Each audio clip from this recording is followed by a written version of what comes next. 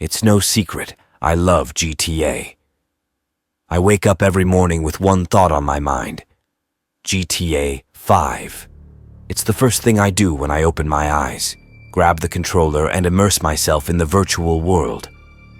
Hours pass by in a blur as I navigate the streets of Los Santos, committing crimes, evading cops, and living a life of chaos and thrill. My parents kicked me out of their house because I refused to get a job. They didn't understand my obsession with the game, how it consumed me completely. But my girlfriend, bless her heart, took me in. She thought she could change me, make me see the reality outside of the game. But she too is starting to get fed up with my strange addiction. I eagerly await the release of GTA 6, watching every trailer drop with bated breath. When the first trailer finally comes out, I can barely contain my excitement, but my joy quickly turns to frustration when I realize it'll still be another year before I can play it. The anticipation is driving me mad, pushing me further into the depths of my obsession. I can feel myself losing grip of reality, my mind constantly drifting back to the game. I hear the sounds of gunshots and sirens even when I'm not playing.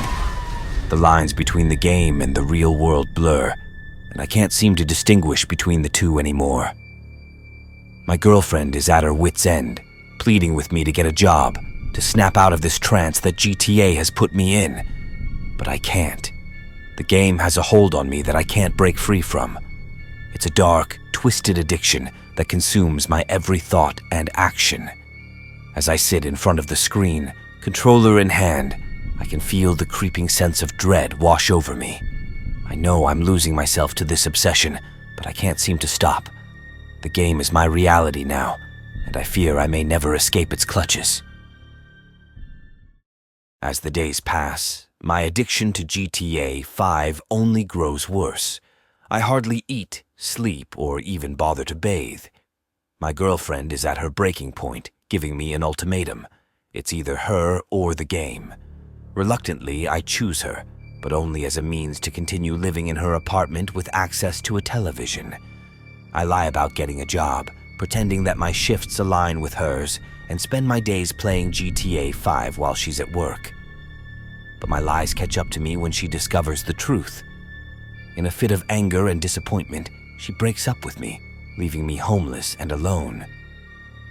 The thought of losing my precious game is unbearable, and I refuse to pawn my PS5 for money, clinging to it as my last connection to the virtual world that has consumed me. Desperate and on the brink of madness, I wander the streets, lost and aimless. My parents, feeling a pang of sympathy for their wayward son, offer me a chance to move back in under one condition: I must get a job. I begrudgingly accept and find work as an Uber driver, but even as I ferry passengers around, I can't shake the constant thoughts of GTA 5. Have you heard on the news about The conversations of my passengers fall on deaf ears as my mind is consumed by the game. The streets of Los Santos call out to me, and I find myself yearning to return to the virtual chaos that has become my twisted reality.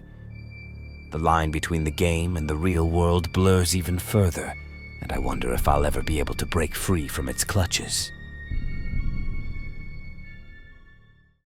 I could sense my father's growing frustration as I quit my job as an Uber driver to once again devote myself fully to GTA 5.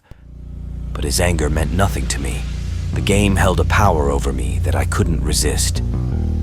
Months passed, and the release of GTA 6 loomed closer. The game was expensive, and my joblessness left me unable to afford it. Desperate, I begged my parents for the money, but they refused. Enraged, I snapped. A dark impulse took hold of me, and I grabbed a knife from the kitchen, brutally stabbing them both repeatedly.